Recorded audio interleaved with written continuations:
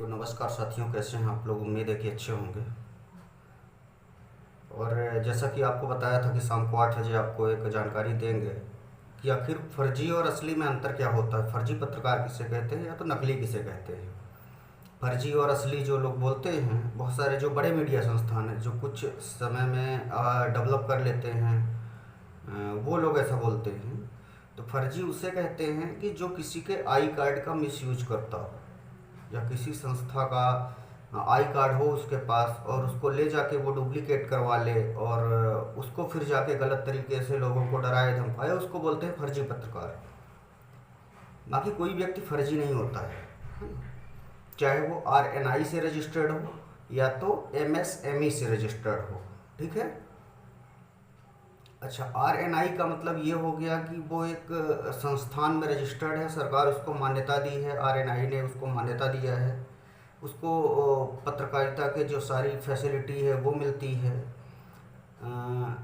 और MSME में थोड़ा सा अंतर है। MSME को एक फर्म का रूप दे दिया गया है, जैसे एक कंपनी हो गई, ठीक है ना। कंपनी ऑर्गेनाइजेशन जैसे FB हैं, यूट्यूब हैं, इंस्टाग्राम हैं, बाकी सोशल मीडिया इसकी कैटेगरी में आता है MSME में।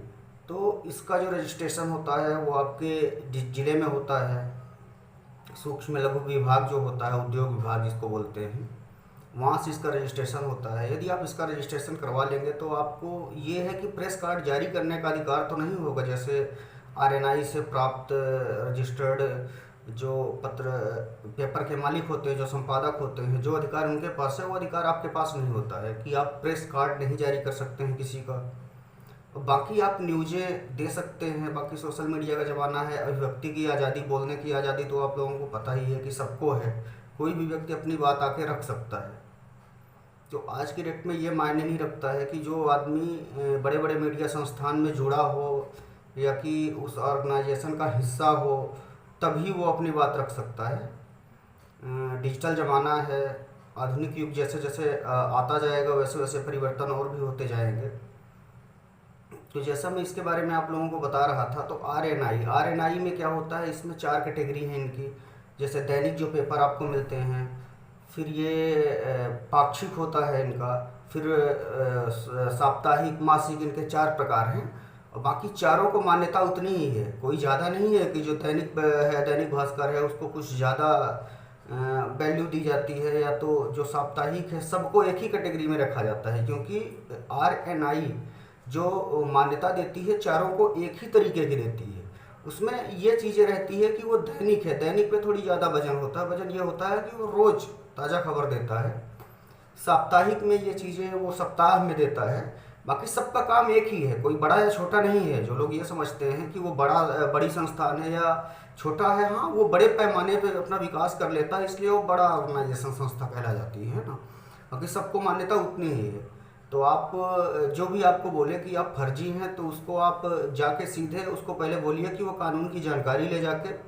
और MSME में जब आप रजिस्ट्रेशन करवाएंगे तो उसमें आप देखेंगे 63 में ये साफ साफ लिखा हुआ है कि 62, 63, 64 तीन चीज़ें उसमें आती हैं, जिसमें से आप लोगों को पूरी जानकारी वहाँ पे मिल जाएगी कि कैसे क्या करना है आपको।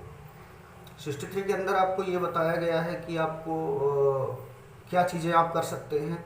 अच्छा, बाकी जो अनलीगल कहते हैं तो RNI जो भारत सरकार से रजिस्टर्ड जो मीडिया संस्थान हैं उनको भी कोई गलत काम करने का अधिकार नहीं है। जैसे जो लोग आज एक कमाई का जरिया बना लिए हैं, तो चाहे फर्म वाला हो या तो RNI से रजिस्टर्ड हो, चाहे वो दैनिक भास्कर हो, चाहे बड़े बड़े अखबार हो, उनको भी वो काम करने का अधिकार नहीं है। जो चीज़ MSME वाले को नहीं है वो इनके पास भी नहीं है ना। जो ये कर सकते हैं वही वो भी कर सकते हैं। समस्या ये है लोगों को जानकारी नहीं है। उनको ये लगता है कि ये बहुत बड़े पैमाने पर बिखरा हुआ पेपर है या कि मीडिया घराना है, तो इससे आदमी ये हमारा ये है कि आपको कुचल सकता है, दबा सकता है, बाकी आपका कुछ कर नहीं सकता। आप उसको बोले कि आप कानूनी जानकारी पहले ले लें। जब सरकार MSME में आखिर गवर्नमेंट ही ना उद्योग आधार से रजिस्ट्रेशन देता है तो वो किस बेस पे देता है। तो पहले आप जाके MSME में पता करें कि हम रजिस्टर्ड हैं कि नहीं हैं, और इसके बाद आके आप किसी को फर्जी अनलीगल आप नहीं बोल सकते हैं, है ना, कि आप लीगल है वो नहीं है। हाँ ये है कि आपके जैसे वो बड़े पैमाने में उसका विस्तार नहीं हुआ है, अभी वो छोटा है, छोटे स्तर पे काम कर रहा है। और बाकी अपनी आवाज़ रखने का सबको अधिकार है। नहीं, ये तो मौलिक अधिकार आप संविधान ही आपको देता है कि आप कहीं भी जाके किसी से भी किसी की समस्या पूछ के और उसको अपने सोशल प्लेटफॉर्म में जो भी आप करते हैं उसके माध्यम से उसे दिखा सकते हैं, लोगों के बीच जागरूकता का काम कर सकते हैं। बाकी समाज में जैसे कि कुछ चीज़ें का अधिकार सबसे छीना गया है कि जो आरएनआई के हैं वो भी आप भारत की अखंडता, एकता या संप्रभुता जो बनाए रखने का काम वो आरएनआई भी करेगी और एमएसएमई वाला भी करेगा, वो दोनों एक ही काम करेंगे। तो जो अच्छा सिर्फ एक ही समस्या यहाँ पे आती है, समस्या ये आती है कि जो आरएनआई है उसके संपादक को ये अधिकार रहता है कि वो किसी को आई कार्ड जारी करके अपने संस्था के अंतर्गत काम करवा सकता है, करने के लिए रख सकता है। लेकिन एमएसएमई में यही दिक्कत है कि आप प्रेस आई कार्ड किसी का जारी नहीं कर सकते हैं। आई कार्ड जारी कर सकते हैं अपने संस्था का, लेकिन प्रेस आई कार्ड उसमें मीडिया आप नहीं लिख सकते हैं। यही एक चीज़ की समस्या होती है। बाकी आप लोगों को क्लियर भी हो गया होगा कि आपको जो कोई भी व्यक्ति फर्जी बोले तो उसको सीधे आप लोग मुंह में जवाब दिया करिए।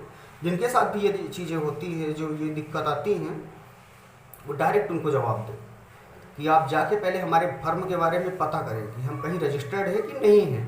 और आजकल आप देख रहे हैं कि अब दौर जो है इतना तेज़ी से बदल रहा है कि जो चैनल है, जो मीडिया घराने, आजकल तो आज तक एबीपी, इन सबको आप देखेंगे तो ये सब खुद सोशल मीडिया को कैप्चर करने में लगे हुए हैं। ये सब यूट्यूबर बन गए हैं और फेसबुक, इंस्टाग्राम, हर जगह ये धमाल मचा के रखे हुए हैं, क्योंकि ये जान रहे हैं कि आने वाले समय में इतने बड़े पैमाने पे विस्तार हो गया है, आविष्कार हो गया है कि इनको पता है कि अब न्यूज़ चैनल और पेपर चलने वाले नहीं हैं, अब समय कुछ और आ गया है, डिजिटल प्लेटफॉर्म आ गए हैं।